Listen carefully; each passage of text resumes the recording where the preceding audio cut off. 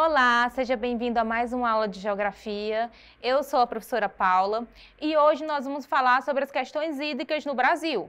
Tá? Um assunto aí tão importante para entender sobre esse recurso hídrico no território brasileiro, as suas principais questões aí que está sempre ligado a debates, tá? Então, vamos lá para a aula.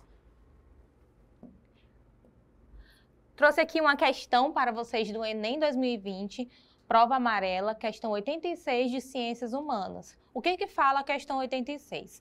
A demanda mundial para a produção de alimentos aumenta progressivamente as taxas muito altas.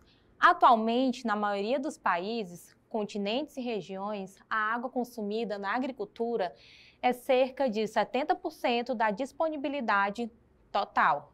Para que haja a redução da pressão sobre o recurso natural mencionado, a expressão da agricultura demanda melhorias no quê?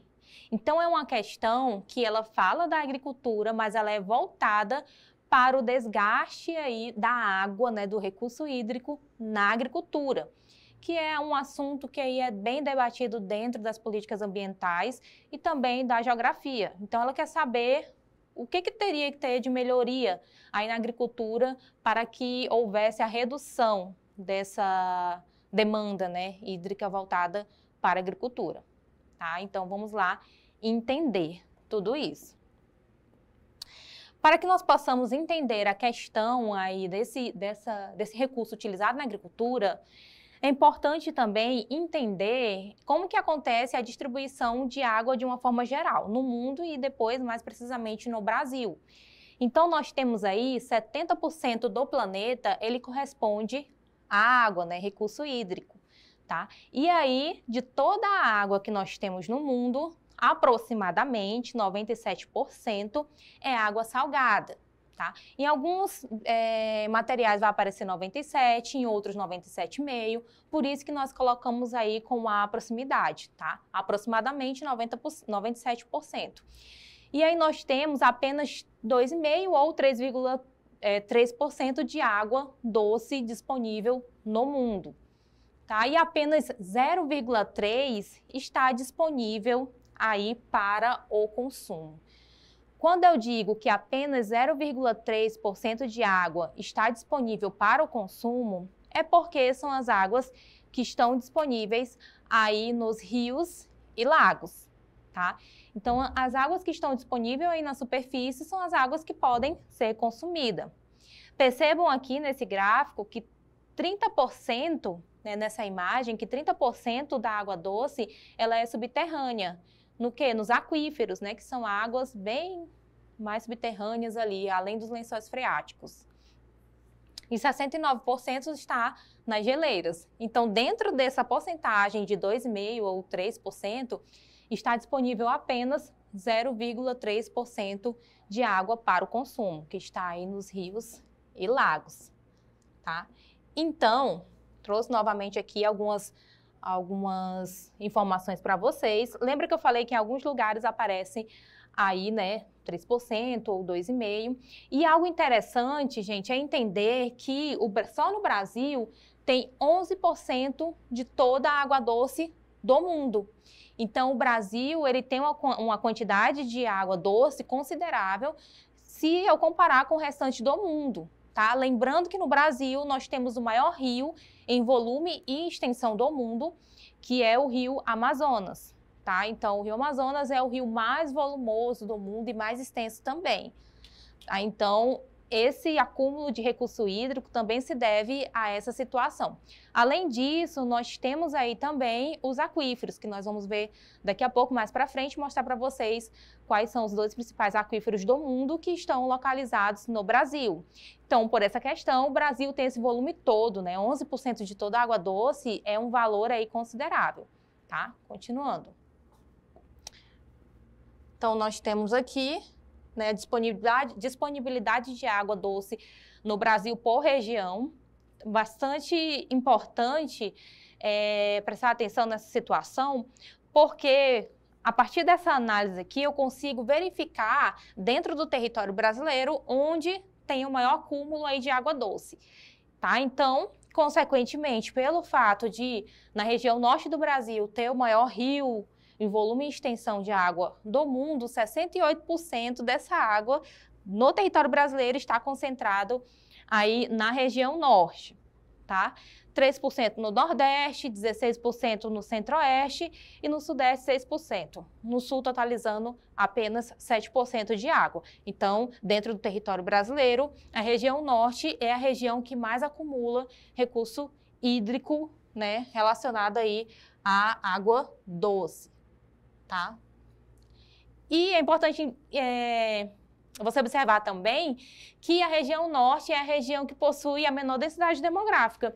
Então, o que é a densidade demográfica? É o número de habitantes por quilômetros quadrados. Então, aqui na região norte, nós temos a menor densidade demográfica, ou seja, tem uma menor quantidade de pessoas se eu relacionar com a área disponível, mas também temos a maior quantidade de recurso hídrico aqui na região norte, tá?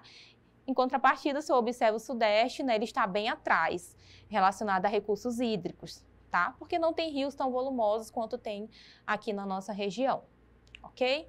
Então, continuando.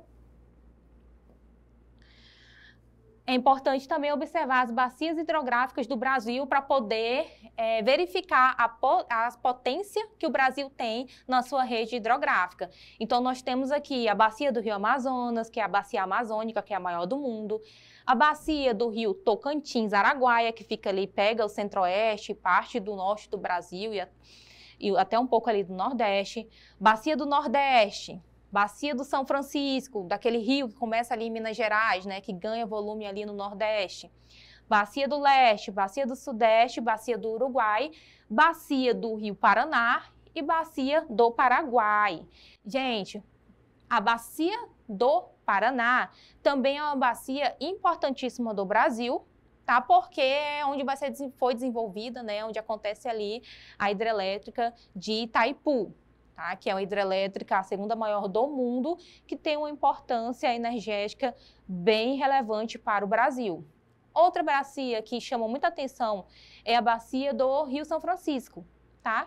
Lembrando que o Rio São Francisco ele é um rio que ele nasce ali no Sudeste, porque ele nasce em Minas Gerais e ele ganha corpo, né, falando assim, ganha volume no Nordeste do país. Mas ele tem uma função ali social, principalmente importantíssima, porque através da transposição acaba servindo o maior número de pessoas ali no Nordeste do Brasil, tá? E a bacia do Rio Amazonas, né, tem uma importância no contexto aí mundial pelo seu volume de água. Continuando. Aquíferos, como eu havia falado para vocês. Tá? Aquíferos são águas doces subterrâneas.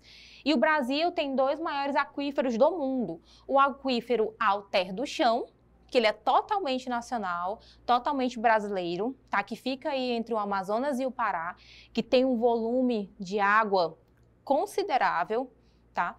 86 mil quilômetros cúbicos, tá? A capacidade dele.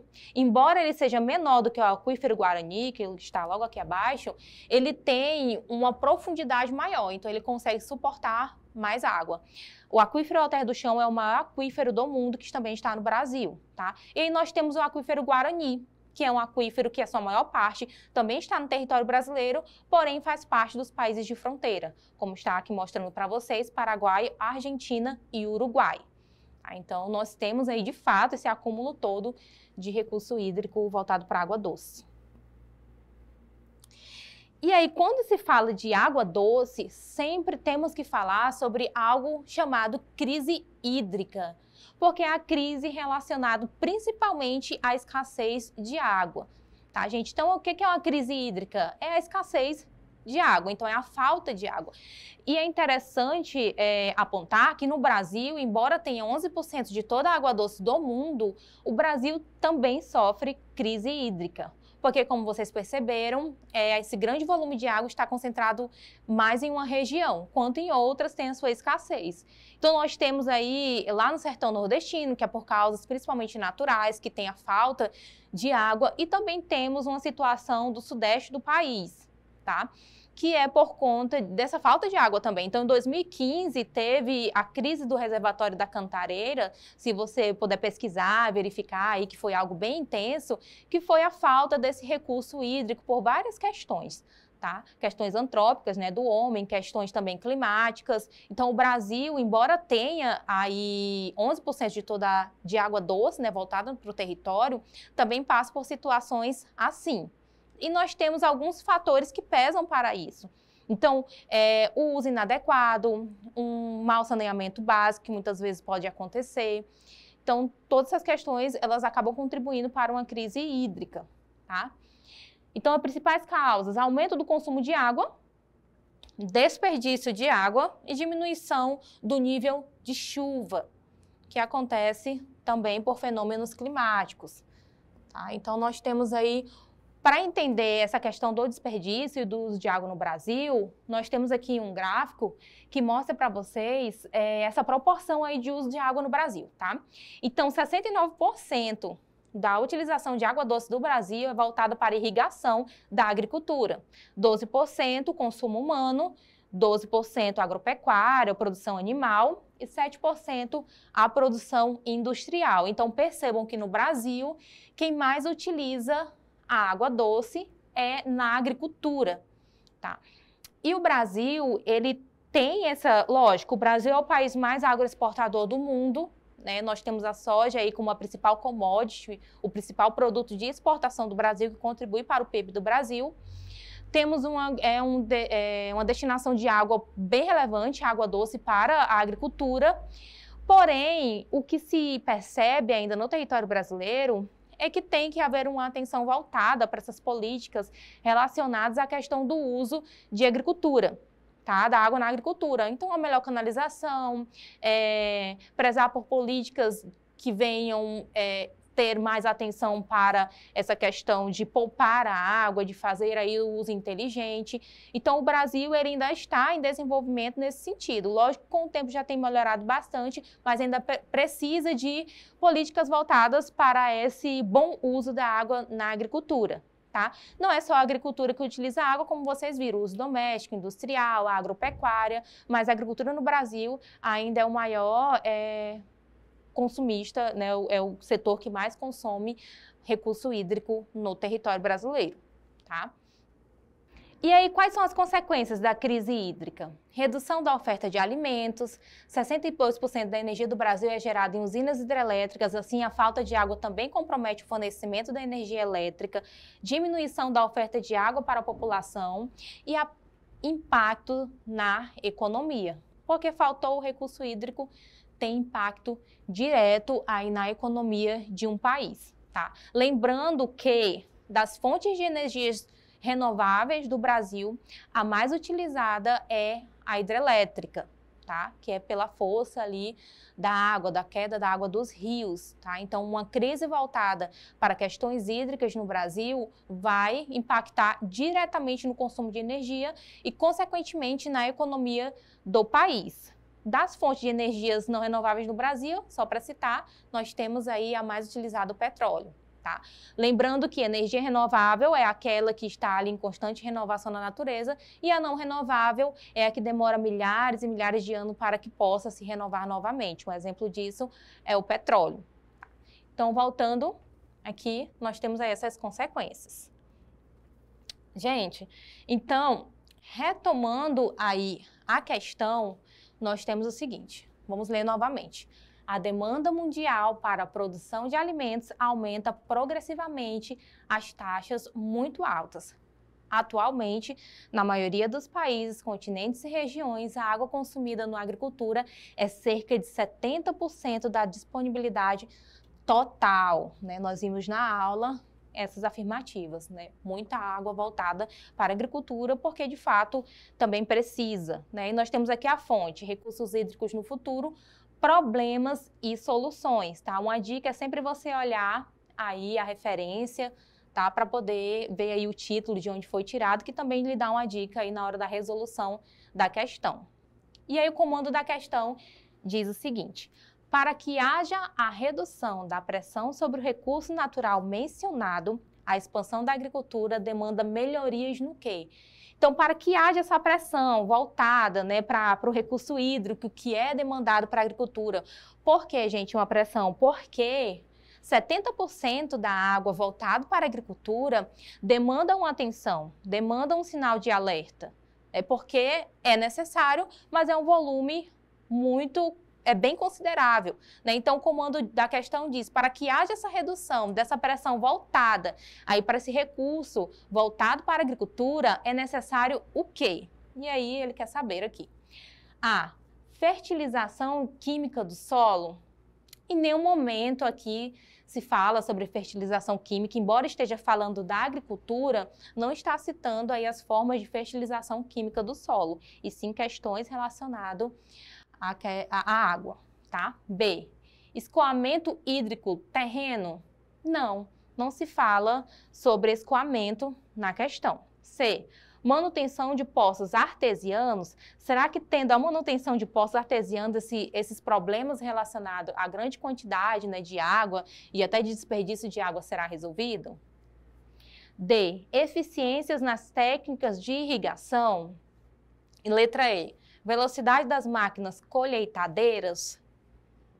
Aqui não está falando em relação à velocidade de máquinas, né? Nem cita isso, tá? E aí nós temos aí o gabarito da questão, a letra D, eficiência nas técnicas de irrigação. Porque está falando o seguinte, se houver técnicas de irrigação mais adequada para o uso, né, que seja usado de forma inteligente para essa agricultura, com a intenção de nunca desperdiçar e sim ter a melhoria ali e o bom aproveitamento dessa água, a pressão pode diminuir voltada para essa situação, tá? Então, eu espero ter tirado todas as suas dúvidas sobre a questão. Até a próxima aula.